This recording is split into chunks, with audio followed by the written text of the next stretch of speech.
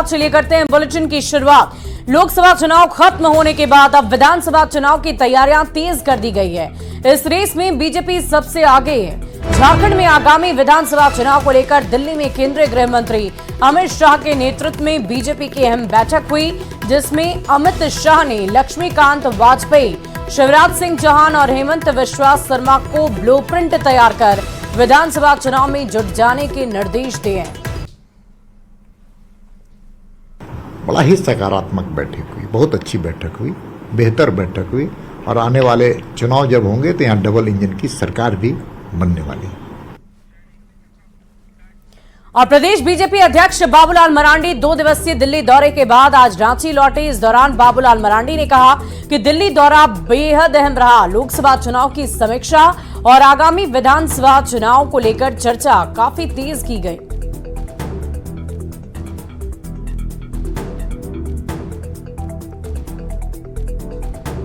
सब लोग समझ सकते हो, पहली बात तो 2024 के जो पार्लियामेंट का चुनाव हुआ तो उस चुनाव के एक समीक्षा था और 2024 की विधानसभा चुनाव की तैयारी, बस ये 2 ही बिंदु पर बैठक थी। इसी बीच राजधानी रांची से बड़ी खबर, झारखंड मंत्रालय में सीएम चंपाई सोरेन की समीक्षा बैठक हुई। कृषि पशुपालन सहकारिता विभाग की समीक्षा की गई। सीएम ने योजनाओं की जानकारी ली है और बैठक में विभागीय अधिकारी भी मौके पर मौजूद रहे। इस वक्त की बड़ी खबर आपको बता रहे, कृषि पशुपालन विभाग की समीक्षा की गई। चंपाई सोरेन की अध्यक्षता में यह बैठक की गई थी। सहकारिता विभाग की समीक्षा की गई है। आपको बता दें कि अलग अलग विभागों की समीक्षा लगातार चंपाई सोरेन की तरफ से की जा रही है। इस समीक्षा बैठक के दौरान विभागीय अधिकारी वहां पर मौजूद रहे, जिन्हें अहम दिशा निर्देश मुख्यमंत्री चंपाई सोरेन की तरफ से दिए गए हैं।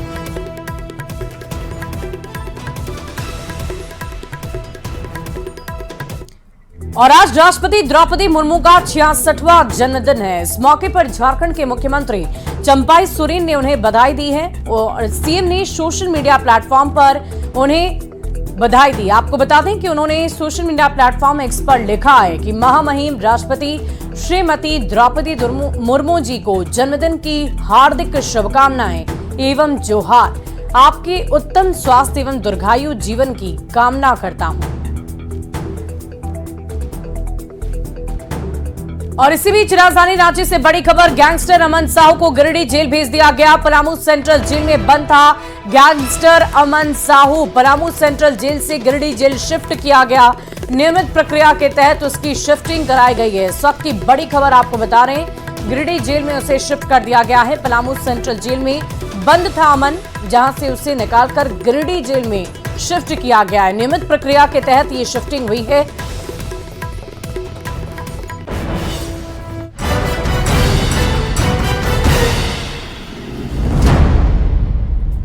और बुधवार को हुई कैबिनेट बैठक में झारखंड सरकार ने एक बहुत बड़ा फैसला लिया है। प्रस्ताव पास करते हुए प्रदेश में जातीय सर्वेक्षण का रास्ता साफ कर दिया गया।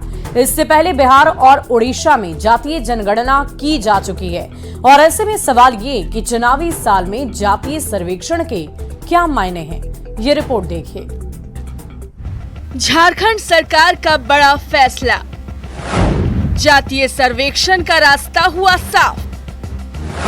जातीय सर्वेक्षण से वोट बैंक पर नजर, विधानसभा चुनाव में होगा असर।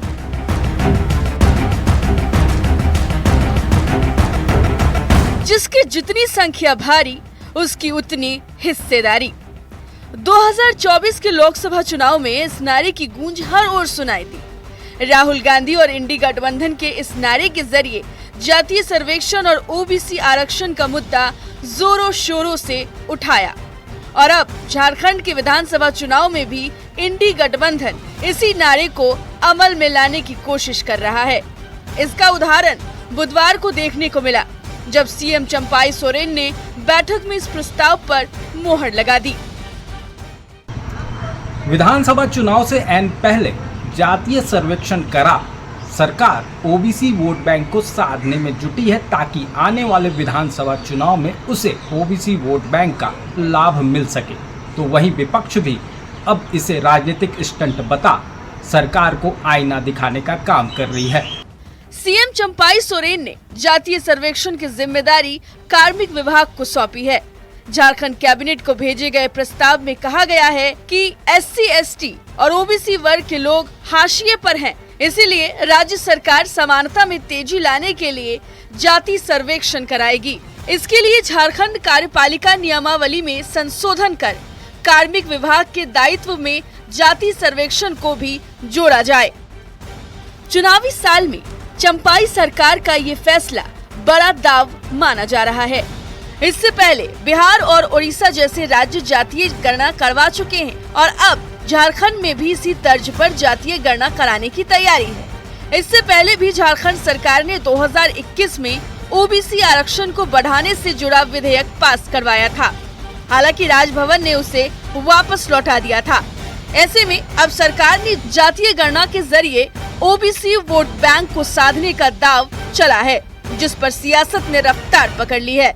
सरकार ने यह फैसला किया कि हम खुद अपने संसाधनों के बूते जनगणना करवाएंगे, जातीय जनगणना। इससे ये स्पष्ट होगा कि किस क्षेत्र में कौन सी जाति निवास करती है, उनकी वास्तविक संख्या क्या है, उनकी सामाजिक आर्थिक स्थिति क्या है और सरकार की किन योजनाओं से उनको लाभ पहुंचाया जा सकता है। ये बताना चाहिए कि इसका लाभ आम जनता को क्या होने जा रहा है। यदि लाभ हो तो बिल्कुल कराना चाहिए, लेकिन लाभ के बजाय सामाजिक विद्वेष फैले ये काम नहीं करना चाहिए। भारतीय जनता पार्टी हर उस मुद्दे पे नकारात्मक सोचती है जिस मुद्दे से राज्य के या देश के अंतिम पायदान में बैठा व्यक्ति को लाभ मिल सके। जातीय सर्वेक्षण के फैसले के बाद सत्ता पक्ष और विपक्ष के अपने दावे और तर्क हैं। अब इस सर्वेक्षण से हाशिए पर आए वर्ग का उत्थान होगा या नहीं, ये तो आने वाला वक्त ही बताएगा। लेकिन इसने प्रदेश की सियासत में नई बहस जरूर छेड़ दी है। रांची से न्यूज़ 18 संवाददाता ओम प्रकाश की रिपोर्ट। और झारखंड में विधानसभा चुनाव से पहले चंपाई सरकार ने जातीय जनगणना करवाने का ऐलान कर दिया है, जिसके बाद से बयानबाजी शुरू हो गई है। सरकार के पास इतनी शक्ति है, इतना मैन पावर है, इतने संसाधन हैं कि बिना औपचारिक सर्वेक्षण कराए भी किस गांव में किस घर में कौन जाति के लोग हैं, कितने परिवार हैं, उसको करा सकते थे। अब ये भी एक सिगुफा हो गया है, जैसे बहुत सारे सिगुफा राजनीति में छोड़े जाते हैं। जातीय सर्वेक्षण अगर जाति के आधार पर भी आगे के सारे काम होने हैं तो संविधान में भी संशोधन करा के साफ साफ करा देना चाहिए कि हर काम जाति के आधार पर ही होगा। अगर कुछ राजनीतिक दल हमसे कुछ इतर सोच सकते हैं, जातीय गणना कराकर वो किसी जाति समूह का वो कुछ भलाई करना चाहते हैं तो करें, इसमें भी हमें कोई आपत्ति नहीं है। लेकिन इस बात को निश्चित रूप से ध्यान में रखने की आवश्यकता है कि इस गणना के माध्यम से जो वो हासिल करना चाहते हैं, इसमें साथ साथ कोई जाति का द्वेष न हो, साथ कहीं भी साथ साथ कटुता न बढ़े, समाज में सभी मिलजुल कर रहे, सौहार्दपूर्ण वातावरण बना रहे, इसके लिए भी सरकार को सचेत रहने की आवश्यकता है। और जातीय सर्वेक्षण को लेकर विपक्ष लगातार सवाल खड़े कर रहा है और ऐसे में कांग्रेस प्रदेश अध्यक्ष राजेश ठाकुर ने कहा कि ये फैसला सभी के लिए, ताकि जिसकी जितनी जनसंख्या होगी उसे उतनी हिस्सेदारी मिल सके। उन्होंने और क्या कुछ कहा है, देखिए न्यूज़ 18 संवाददाता मृत्युंजय कुमार की ये रिपोर्ट। बिहार के बाद झारखंड में भी जातीय जनगणना की सुगबुगाहट तेज हो गई है। कल चंपाई सोरेन की कैबिनेट ने फैसला ले लिया है और कार्मिक विभाग इस जनगणना को करने वाली है। हमारे साथ कांग्रेस प्रदेश अध्यक्ष राजेश ठाकुर हैं, उनसे बात करते हैं। उनकी प्रतिक्रिया अभी आई नहीं है इस मुद्दे पर। एक चीज़ बताइए, कल जो कैबिनेट ने फैसला लिया है जातीय जनगणना, इसको लेकर क्या कहना है? देखिए, चाहे बिहार में भी जो वो फैसला आया था, आदरणीय राहुल गांधी जी ने जो यात्रा की थी, भारत जोड़ो यात्रा और भारत जोड़ो न्याय यात्रा, दोनों में ये पाया कि जातीय जनगणना बहुत आवश्यक है और उन्होंने पूरी शिद्दत के साथ इस मुद्दे को पूरे भारतवर्ष में उठाया। अपने मैनिफेस्टो में हम लोगों ने वचन पत्र में जो न्याय पत्र था उसमें शामिल किया। और जब हमारी संगत में नीतीश कुमार हुआ करते थे तो उन्होंने भी जनगणना जो कास्ट सेंसस करा करके सामने रखने का काम किया। और अब हमारे मुख्यमंत्री जी से हम लोगों ने मुलाकात की थी, हमारे प्रभारी आदरणीय गुलाम अहमद मीर साहब, और हमने जब चुनाव संपन्न हुआ तो हमने कहा कि चूँकि सभी लोगों का सहयोग मिला है और जो हमने वायदे किए हैं, पूरे देश में हमारी सरकार नहीं बनी है, लेकिन जहां हमारी सरकार है उन वायदों को कैसे पूरा कर सकते हैं उस पर हमको कास्ट सेंसस कराना है। अब उसको नए मुख्यमंत्री ने अमली जामा पहनाने का काम किया है, तो हम समझते हैं कि वो धन्यवाद के पात्र हैं और पूरा राज्य उनको आज धन्यवाद कर रहा होगा। देखना यह है कि ये कब तक हो पाएगा और इसका कितना लाभ विधानसभा में इस गठबंधन को मिल पाएगा। मृत्युंजय कुमार, न्यूज 18, बोकारो। और लातेहार से बड़ी खबर आपको बताएं, रिश्वत लेते पंचायत सेवक गिरफ्तार हो गए हैं। 5000 का रिश्वत लेते गिरफ्तारी हुई है उनकी। एसीबी ने रिश्वत लेते उन्हें पकड़ लिया है। पीसीसी पद के भुगतान के लिए वो रिश्वत ले रहे थे। बालूमाथ प्रखंड क्षेत्र की पूरी घटना बताई जा रही है। इस वक्त की बड़ी खबर, एसीबी का बड़ा एक्शन देखने को मिला। रिश्वत लेते सेवक गिरफ्तार, पीसीसी भुगतान के लिए रिश्वत ले रहा था और इसी दौरान उसे पकड़ लिया गया। बालूमाथ प्रखंड क्षेत्र की ये पूरी घटना बताई जा रही है।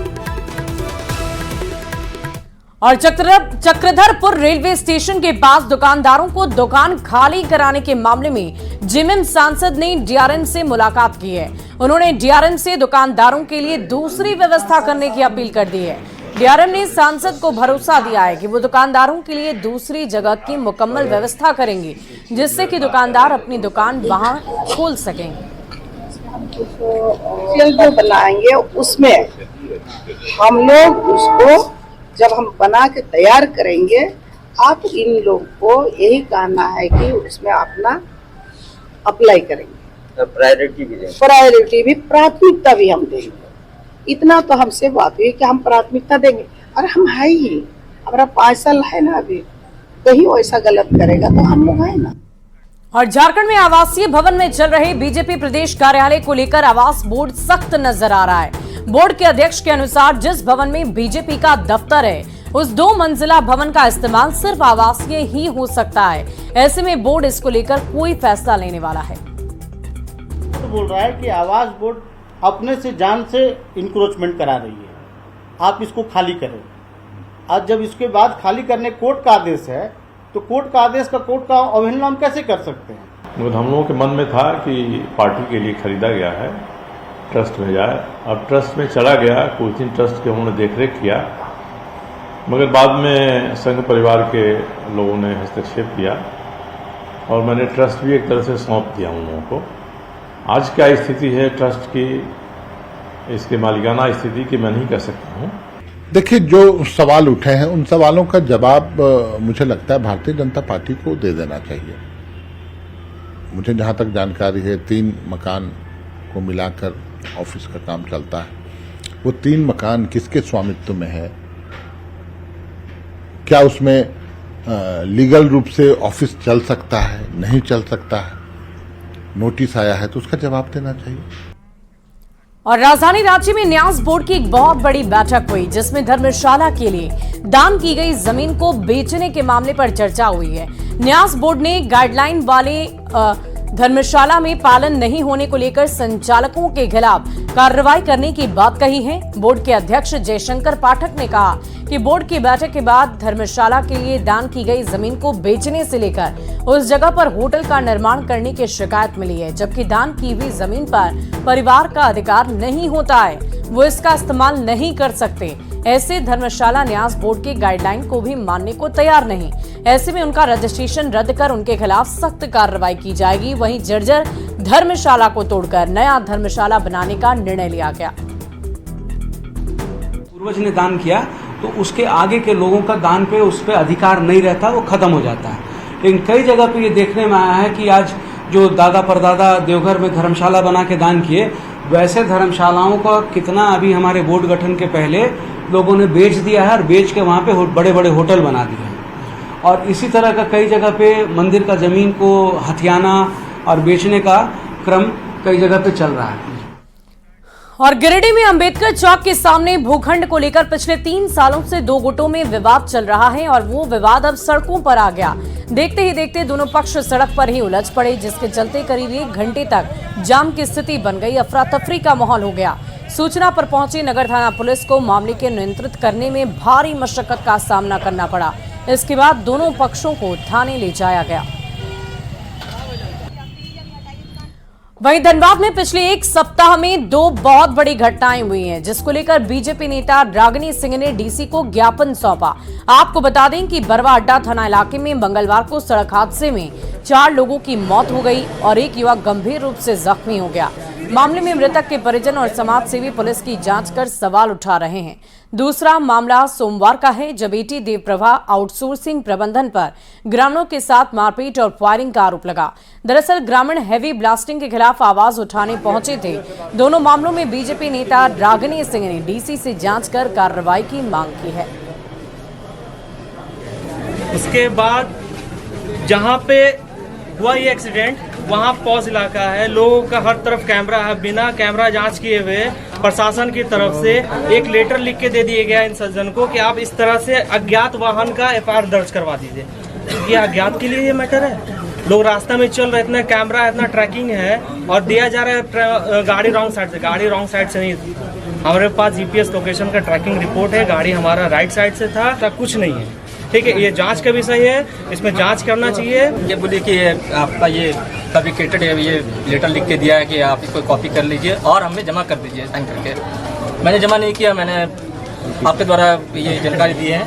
ये एक कॉपी उनके पास है, वो जो पढ़ा दिया है, और एक कॉपी मेरे पास। क्या बोला क्या इसमें, क्या बोला ये कि ये ट्रक का अज्ञात है और जो भी है आगे पोस्टमार्टम का प्रोसीड करेंगे हम लोग, और ये लिख के दे दिया। आप लोगों को क्या लगा? हम लोग ये लगा ये फैब्रिकेटेड है, ये भी प्लान है। रात में ये सारा मामला सेटअप हो चुका है। बस ये सिर्फ एक रूल प्रोसीड कराया है बस। ये मिलने का कई उद्देश्य है, कई मांग थी और कई दिन से लगातार हम लोग चिट्ठी पत्री के माध्यम से सूचना भी दिए थे, क्योंकि आप जान रहे हैं कि पिछले दिनों कई क्षेत्र अग्नि प्रभावित एरिया जो विस्थापन करना बहुत ही ज़रूरी है, जिसका आप देखें उदाहरण अभी हाल में ही दोनों में नोकझोंक हुआ और कई लोग घायल हुए हैं, कई लोग का घर क्षतिग्रस्त हुआ।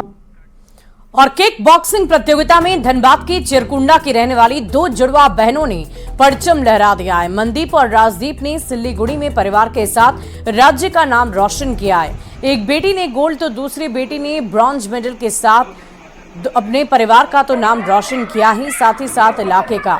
दोनों बेटियों का सपना देश के लिए ओलंपिक में गोल्ड लेकर आने का है। मैंने सिलीगुड़ी नेशनल के चैंपियनशिप में गोल्ड लाया है। मेरे एक ब्रोंज और एक गोल्ड आया है। मेरे को 4 इयर्स हो गए हैं ये।